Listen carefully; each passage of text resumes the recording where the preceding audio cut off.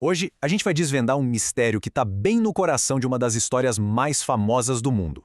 É uma história de como 3 palavrinhas, que parecem inofensivas, foram adicionadas a uma instrução divina e acabaram criando uma brecha, uma falha que mudou o curso de tudo. Bora mergulhar nisso. Tem um princípio rabínico antigo que soa até meio estranho. Quem acrescenta, diminui. Ué, como assim? Adicionar algo faz com que se perca alguma coisa? Pois é, e essa ideia é a chave para a gente entender essa história toda. É quase um aviso, sabe? De que às vezes a nossa melhor intenção de proteger algo pode, na verdade, ser o que enfraquece aquilo. Apenas 3 palavras. Mas para entender o impacto delas, a gente precisa voltar lá no comecinho, ver a ordem original, antes de qualquer alteração. Então vamos lá, parte 1, a ordem original. Para a gente poder enxergar a distorção, primeiro a gente tem que saber qual era a verdade. O que exatamente foi dito no início. Vamos analisar a instrução na sua forma mais pura. A palavra hebraica usada para ordenou é tsavá. Isso aqui é fundamental. Não é sobre uma regra fria imposta do nada. Tsavá quer dizer uma instrução que acontece dentro de um relacionamento, de uma aliança. É algo que nasce da confiança entre o Criador e a criatura. E todo o contexto da cena reforça essa ideia. A instrução não começa com não faça. Pelo contrário, ela começa com uma permissão enorme. Coma livremente de todas as árvores. A autoridade divina se mostra primeiro na generosidade. E só depois, bem depois, ela estabelece um único limite. E aqui está o comando original, com uma precisão cirúrgica. A ação proibida é uma e apenas uma: comer. O texto no hebraico é muito específico. Não fala sobre tocar, não fala sobre chegar perto, nem sobre olhar. Apenas não comerás. Guardem bem essa informação. Ok, agora a gente chega no ponto de virada. Parte 2. As palavras adicionadas. Vamos ver como essa ordem, que era tão clara e simples, foi alterada, e como uma coisinha sutil introduziu uma falha crítica na história toda. O ponto crucial aqui é que a revelação original, assim que ela entra na história, já passa por um filtro humano. A ordem foi dada a Adão, que depois passou para Eva, e nesse telefone sem fio, alguma coisa mudou. E aqui a gente vê a mudança, preto no branco. Compare o que Deus disse com o que Eva relatou. Na esquerda, a ordem original. Não comerás. Simples assim. Na direita, a versão de Eva. Não comereis, nem tocareis nele. Ali estão elas, as 3 palavras que foram adicionadas. Essa é a pergunta de $1 milhão de toda essa nossa análise. De onde saiu essa proibição de tocar? E mais importante ainda, por que essa pequena adição, que talvez tenha nascido de uma boa intenção, de um zelo, se tornou uma falha tão perigosa? Parte 3, uma cerca ou uma falha.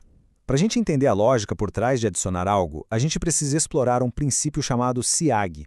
É a ideia de construir uma cerca de proteção em volta da lei. O termo é siag.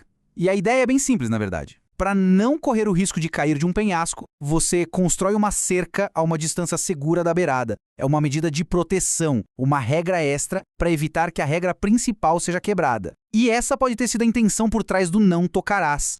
E o que é bem interessante é que a própria tradição judaica já entendia a importância de separar as coisas. Existia uma diferença muito clara entre o que é deoraita, ou seja, a revelação direta de Deus, e o que é derabanan, que são as regras criadas pelos rabinos, as cercas. O problema nunca foi ter a cerca, mas sim confundir a cerca com o mandamento original. E é aqui que a gente vê a genialidade maligna da serpente. Ela não foi questionar o não comerás. Ela foi direto na adição, na cerca humana. Ao fazer Eva tocar na árvore e ver que nada acontecia, que o toque não causava morte, ela provou que a cerca era falsa. E isso, claro, jogou uma sombra de dúvida sobre o mandamento inteiro. E aqui está o paradoxo devastador da história. A tentativa de adicionar uma camada extra de proteção acabou criando justamente o ponto fraco. A cerca que foi construída por zelo virou a brecha por onde a desconfiança toda entrou. Agora vamos para a parte 4. Um eco através do tempo. Porque esse padrão não foi um evento único, que aconteceu só lá no jardim. É uma tendência humana que se repete, e a gente consegue ver o eco disso ressoando pela história. O padrão de Eva se repete. O rei Saul inventa um jejum que Deus nunca pediu, o que leva o exército dele à exaustão e à transgressão. Séculos depois, Jesus critica os fariseus justamente porque as tradições deles, as cercas deles, tinham se tornado tão importantes que acabavam invalidando a palavra de Deus. O padrão é bem claro, um zelo, muitas vezes bem intencionado, para proteger ou até intensificar a palavra de Deus. Quando se transforma numa adição humana que é apresentada como se fosse divina, acaba distorcendo e enfraquecendo aquilo que queria proteger. E isso tudo nos leva a uma questão bem mais profunda. Parte 5. Controle versus confiança.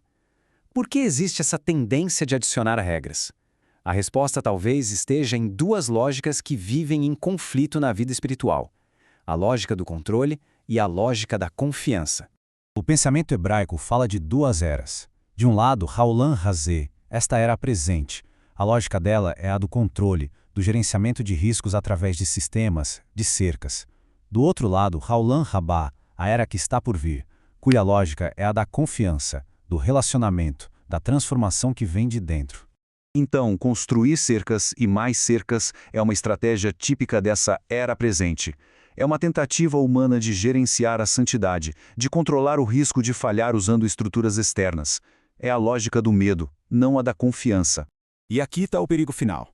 Quando uma tradição, uma cerca, deixa de ser vista como uma aplicação humana e passa a ser apresentada com a mesma autoridade da revelação divina, ela se torna uma ameaça. Ela corre o risco de corromper exatamente aquilo que foi criada para proteger. E assim, a história daquelas 3 palavrinhos lá no Jardim do Éden ecoa até hoje e deixa para a gente uma pergunta, que é um tanto incômoda, mas muito necessária. Na nossa vida, nas nossas comunidades, a gente está realmente seguindo o que foi dito ou estamos nos apegando às cercas que construímos simplesmente porque elas nos dão uma sensação de segurança? A resposta para essa pergunta pode definir tudo.